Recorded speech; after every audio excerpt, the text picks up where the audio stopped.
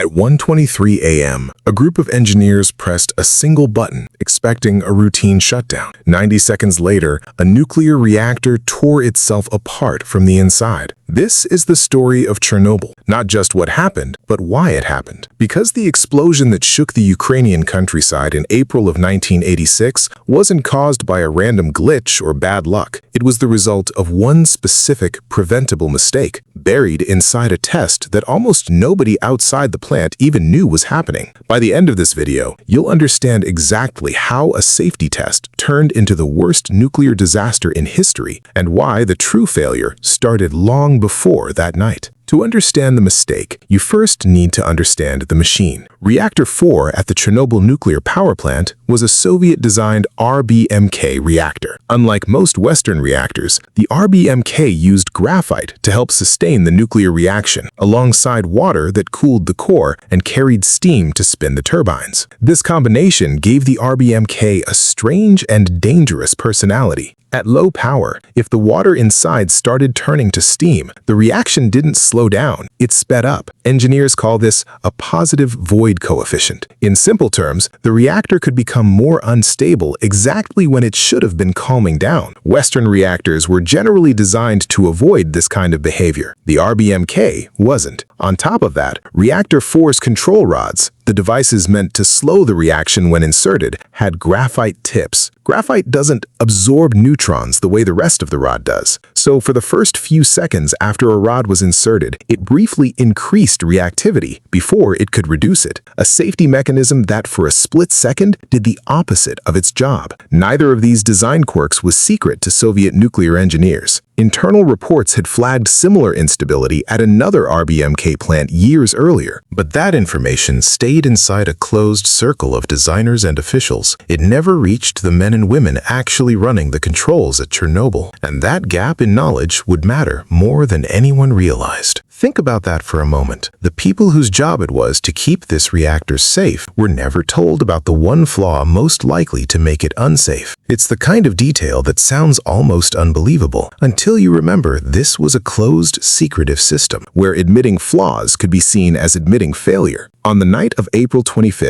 1986, the crew at Chernobyl was preparing to run a safety test. The goal sounds almost mundane. Check whether the spinning turbine, even after losing power, could generate enough residual electricity to keep the cooling pumps running for about 40 seconds, just long enough for emergency systems to kick in during a real blackout. It was a legitimate safety concern. Similar tests had already been attempted at Chernobyl before, and they'd failed to get a clear answer. This was meant to be the test that finally settled it, proof that even in a total blackout, the plant could protect itself for those critical 40 seconds. On paper, the plan looked simple enough. Reduce power gradually, shut off steam to the turbine, measure how long it kept spinning on momentum alone, generating just enough electricity to run the pumps. It had been done, in some form, on other Soviet reactors. Nobody expected it to end in catastrophe, but the plan required the reactor to run at low power, somewhere between 700 and 1,000 megawatts thermal, a zone the RBMK was never comfortable operating in for long, and that's where things started slipping. The test was delayed by hours because a nearby power station in Kyiv needed the electricity Chernobyl was producing. So instead of running the test during the day with a full, experienced team on site, it ended up happening after midnight, handled by a night shift that hadn't been briefed on the original plan in the same detail. Here's the twist most people miss. The disaster wasn't caused by operators recklessly ignoring safety. It was caused by a chain of small, individually explainable decisions made by people trying to complete a test they'd already invested hours into under a plant culture where deviating from the plan or admitting a problem to superiors could be professionally dangerous. As the power level was being reduced, it dropped much further than intended, down to around 30 megawatts, dangerously close to shutting down completely. This triggered a hidden hazard called xenon poisoning. When a reactor runs at very low power, a neutron-absorbing byproduct called xenon-135 builds up inside the fuel. further suppressing the reaction. It's like the reactor developing a temporary immunity to its own fuel. Instead of pausing the test and letting the reactor stabilize, the crew made a fateful decision. They pulled out most of the control rods to fight the xenon and bring power back up. Soviet operating procedures set a minimum limit on how many rods needed to remain inserted at all times for safety. That night, the number of rods left in the core dropped far below that limit. This is where the real danger started building, quietly, invisibly, with no alarms sounding, because at that moment, the reactor still seemed stable on the instruments the operators were watching. With power partially restored to around 200 megawatts thermal, the crew proceeded with the test. At 1:23 a.m., they shut off steam to the turbine, simulating a power failure. As predicted, the turbine began slowing down, and with it, the water pumps it powered. Less water flowing through the core meant more steam forming inside it, and because of that positive void coefficient we talked about earlier, more steam meant the reaction started accelerating, right when almost none of the control rods were in place. Power began rising, fast. In the control room, operators watched the needles climb in a way that shouldn't have been possible at this stage of the test. There was no time for a lengthy discussion, no time to trace back through the night's decisions. There was only a rapidly closing window to act. Realizing something was wrong, the shift supervisor gave the order to hit the emergency shutdown button, AZ5. In any normal scenario, this was the reactor's last line of defense, the button designed to end a crisis in seconds. This should have been the moment the story ended safely. Instead, it triggered the disaster. Remember those graphite-tipped control rods? As dozens of them plunged into the core simultaneously, their graphite tips displaced water and briefly boosted reactivity in the lower part of the reactor, right as power was already surging out of control.